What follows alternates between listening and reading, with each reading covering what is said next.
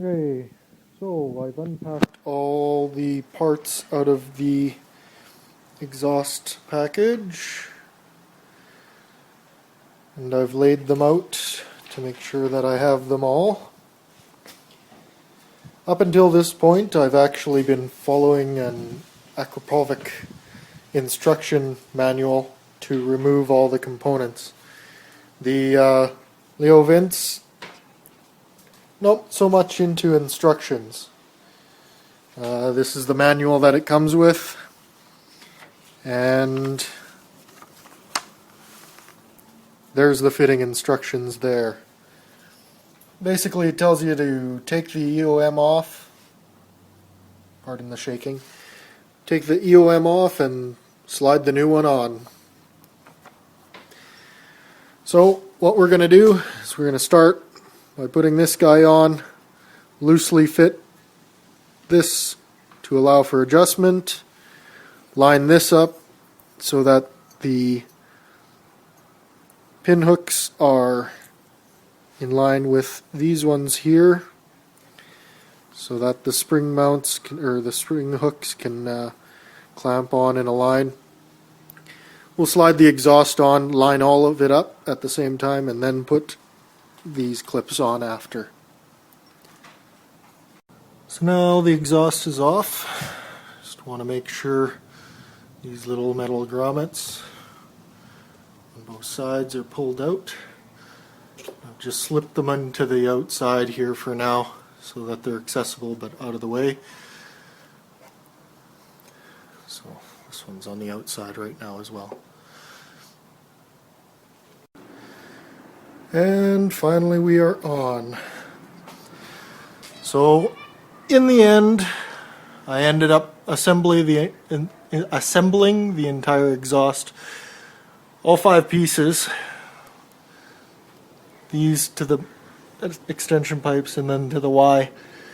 Everything got assembled separate from the bike. All the springs were installed, and then the whole assembly was slid onto the stock exhaust pipe. This is the only way I can get it to all line up properly. You can see here I've just used a sticker that came on the titanium to protect the can from the bolt, so I don't get any scratches while I was wiggling it in. You can see the spacing here.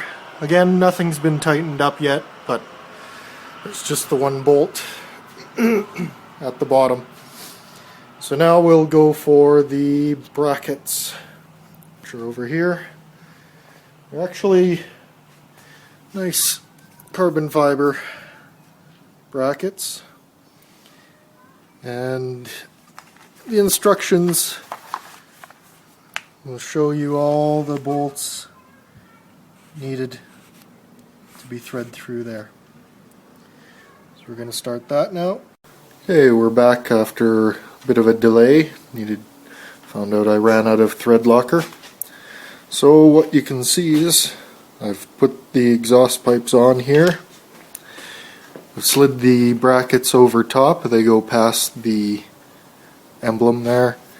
And then 3 pieces, the bolt, the collar, and the nut on the other side go through the little disc. You can see it offsets from the original mounting point. And this L bracket here is to mount the back plate, because the heat shield normally has this hole, but we're not putting that back on. So now we're just gonna make sure there's thread locker on all these nuts, and then we'll tighten up down here now that it's all lined up.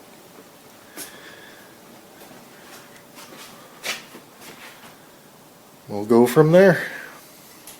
So before reassembling the tail end, I've taken off the exhaust heat shield.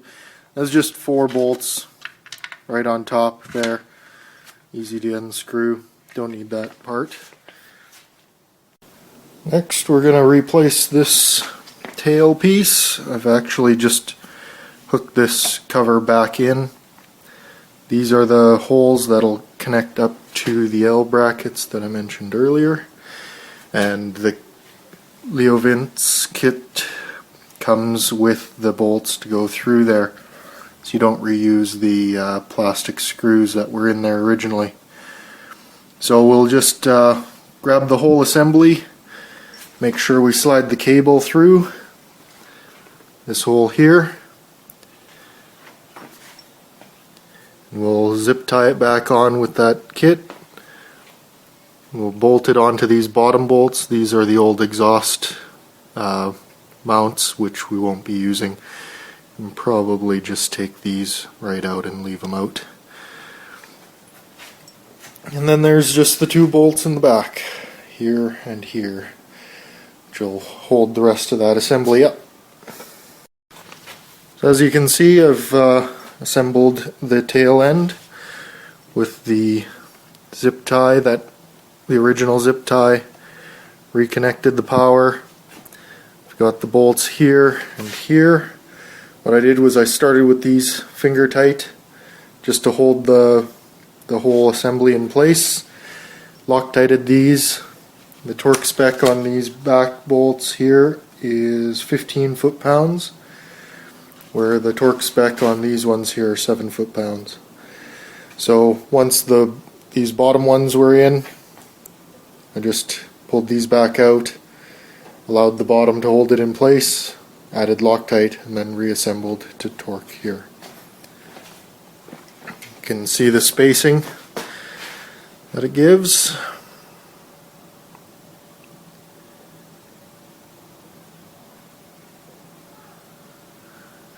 And then we'll move on.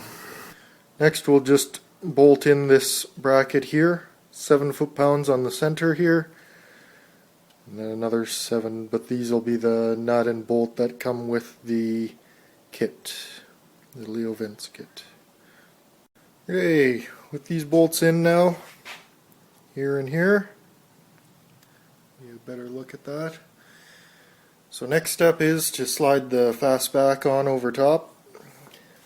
So we're going to re-thread the lock mechanism through here, wrap it around, and then 4 bolts here and down here. Torque them up and Loctite them. Should be good to go. So after sliding the Fastback on for a dry run, I noticed that this is all exposed now. So what I'm going to do is I'm going to disconnect it here. I'm actually going to thread it behind. I'll take this off by loosening this bolt here, if you can see it. So I can thread the power cord up and underneath and get it behind the metalwork so it's not exposed. Okay, so same zip tie, same location, cable's just on the other side. I've threaded it above this, pulled it tight, then locked it down, plugged it in. And there you go. Replace the screw that you see here, well, maybe, and make sure you Loctite that. I slid the Fastback back in place and realigned it with these posts here. It's all plugged in now. Before you put the bolts in top and bottom, just take your centerpiece, pardon the camera work as I do this with both hands, just get that locked in. That'll help line up and straighten out your bodywork before you move on. Alright, Fastback is bolted in. 2.9 foot-pounds, remember your thread locker. Next step is just popping in the side covers into the here and here. Those just snap in. And then we're homeward bound. Just put the seats back on and we'll start her up.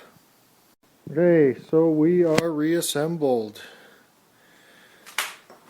Give you another look. The profile. much space there is around the frame.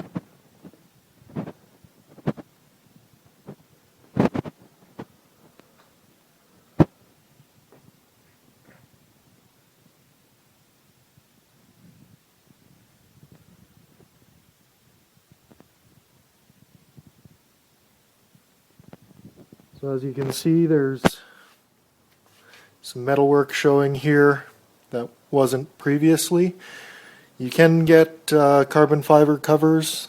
I only say that because the Akrapovic instructions show that that kit actually comes with covers carbon fiber covers that'll cover up this area here. But in addition to that, if you wanted to go back to die-hard stock, you can remove the black metal in the back, 3 bolts, and then 4 screws. Comes out in 2 pieces. Takes a bit of work to get it past these brackets here, these hooks. And then this front lip is actually held on with the metal hooks. So you'd have to figure out something to get that put back or held back on. Just thinking some glue. So, but once that's out, you can actually slide it right into place. It'll go over top. Obviously you want the Fastback off when you're taking this on, but you can put it right back over top and the exhaust sits pretty nicely in the middle. So now we're going to start it up so we can hear what she sounds like.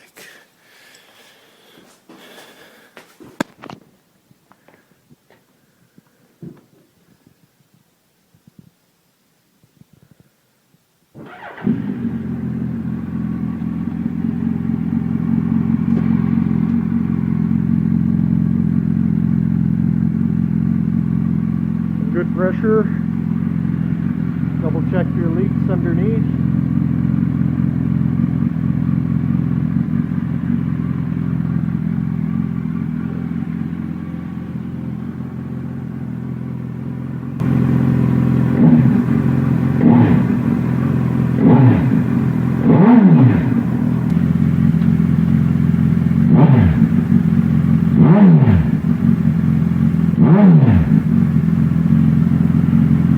And that concludes